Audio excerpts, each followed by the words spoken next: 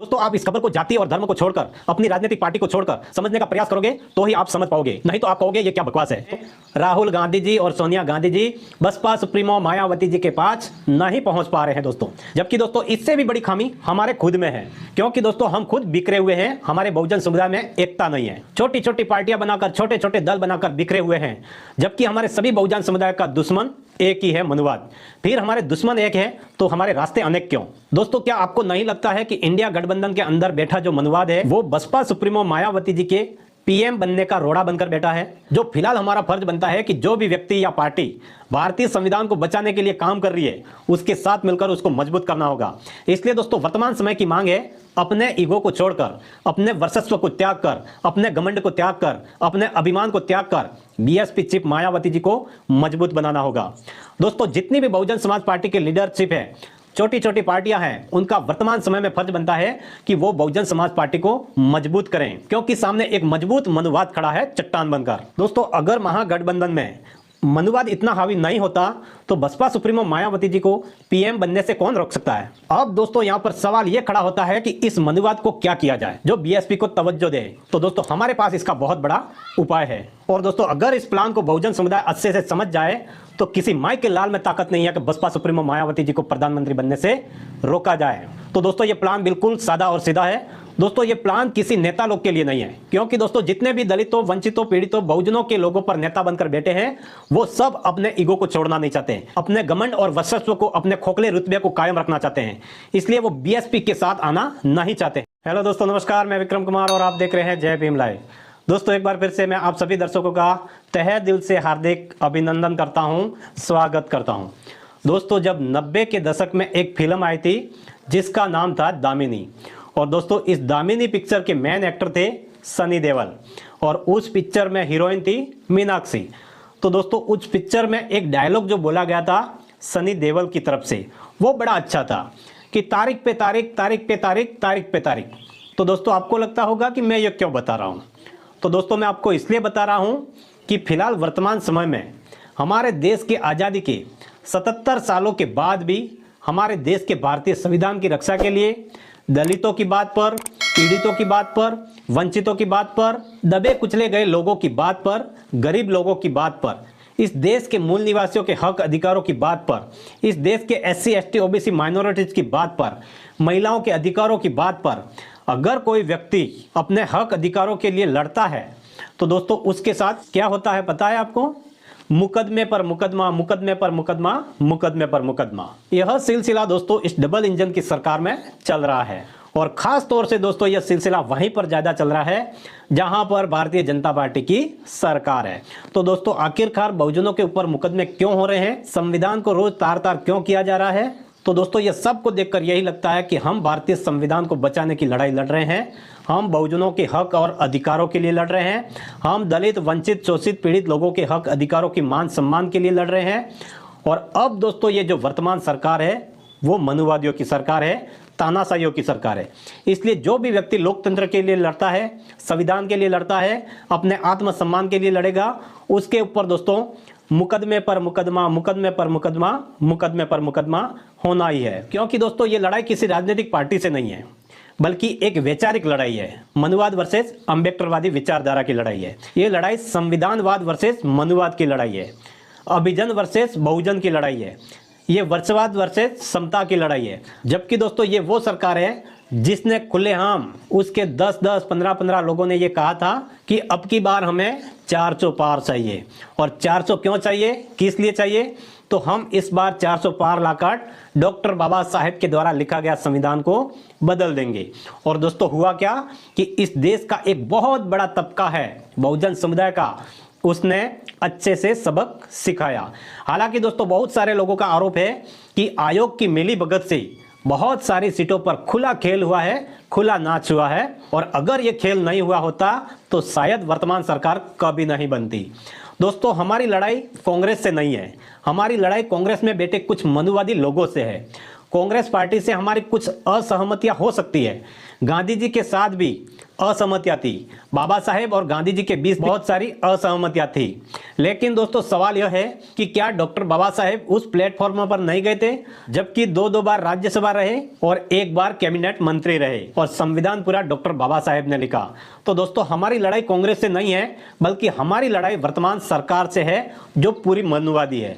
हमारी लड़ाई कांग्रेस के भीतर बैठा जो मनुवाद के खिलाफ है, जबकि दोस्तों सामने एक पहाड़ जैसा बड़ा मनुवाद है। जो फिलहाल हमारा फर्ज बनता है कि जो भी व्यक्ति या पार्टी भारतीय संविधान को बचाने के लिए काम कर रही है, उसके साथ मिलकर उसको मजबूत करना होगा। इसलिए दोस्तों वर्तमान समय की मांग है अपने ईगो को छोड़कर, अपने वर्चस्व को त्याग कर, अपने घमंड को त्याग कर, अपने अभिमान को त्याग कर बीएसपी चीफ मायावती जी को मजबूत बनाना होगा। दोस्तों जितनी भी बहुजन समाज पार्टी के लीडरशिप है, छोटी छोटी पार्टियां हैं, उनका वर्तमान समय में फर्ज बनता है कि वो बहुजन समाज पार्टी को मजबूत करें, क्योंकि सामने एक मजबूत मनुवाद खड़ा है चट्टान बनकर। और दोस्तों ये मनुवाद सिर्फ भाजपा में ही नहीं है, बल्कि इंडिया गठबंधन के भीतर भी थोड़ा बहुत है। और इसी की वजह से, इसी के दबाव में राहुल गांधी जी और सोनिया गांधी जी बसपा सुप्रीमो मायावती जी के पास नहीं पहुंच पा रहे हैं दोस्तों। जबकि दोस्तों इससे भी बड़ी खामी हमारे खुद में है, क्योंकि दोस्तों हम खुद बिखरे हुए हैं। हमारे बहुजन समुदाय में एकता नहीं है, छोटी छोटी पार्टियां बनाकर, छोटे छोटे दल बनाकर बिखरे हुए हैं। जबकि हमारे सभी बहुजन समुदाय का दुश्मन एक ही है, मनुवाद।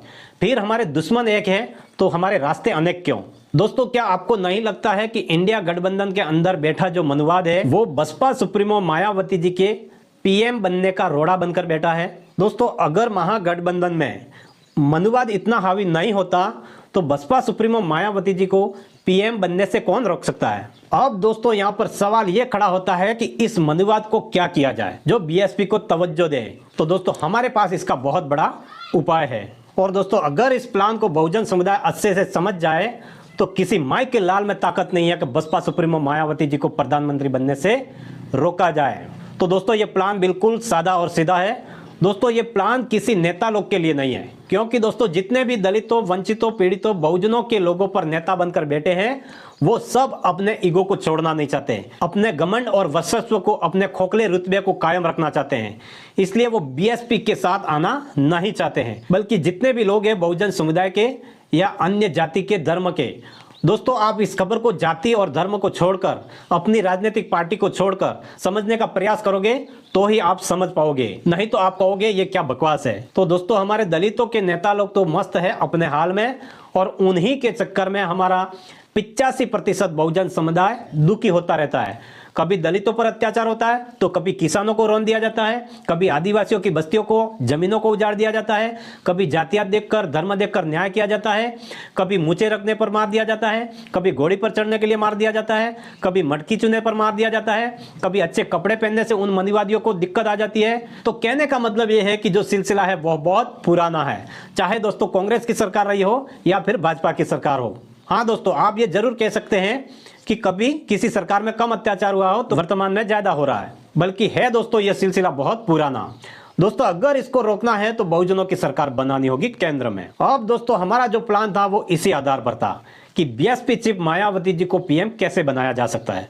अब बात करते हैं प्लान की। दोस्तों हमारी जितनी भी पार्टियां हैं, छोटी मोटी बहुजनों की, जितने भी दल हैं जो मनुवाद के खिलाफ लड़ रही हैं और लड़ना चाहती है अपने आत्मसम्मान और स्वाभिमान के लिए और संविधान को बचाने के लिए, और मायावती जी को पीएम देखना चाहते हैं, इससे तमाम लोगों को एकजुट होना पड़ेगा। और वो भी दोस्तों मैं ये नहीं कह रहा हूं कि सभी एक पार्टियों के लोग इकट्ठे हो जाए, अपने अपने खुद की पार्टियों के लोगों को इकट्ठा होना चाहिए और फिर अपने मेन लीडर को, अपने मेन नेता को उनसे सवाल करना होगा। एकजुट होकर अपने नेताओं से कहना होगा कि कब तक हम और हमारे लोग अन्याय सहते रहेंगे, कब तक हम बिखरे रहेंगे। उनसे ये सवाल करिएगा कि अपने अपने नेताओं से पूछिएगा कि अगर आपको सबको पीएम बनना है तो और कितने साल लगेंगे आपको कामयाब होने में, हम कहां तक आपके पीछे पीछे चलते रहेंगे, कब तक हमारे लोग मरते रहेंगे, या फिर कोई रास्ता है जो 2029 में हमारी सरकार बन सकती है। ऐसा सवाल करिएगा दोस्तों।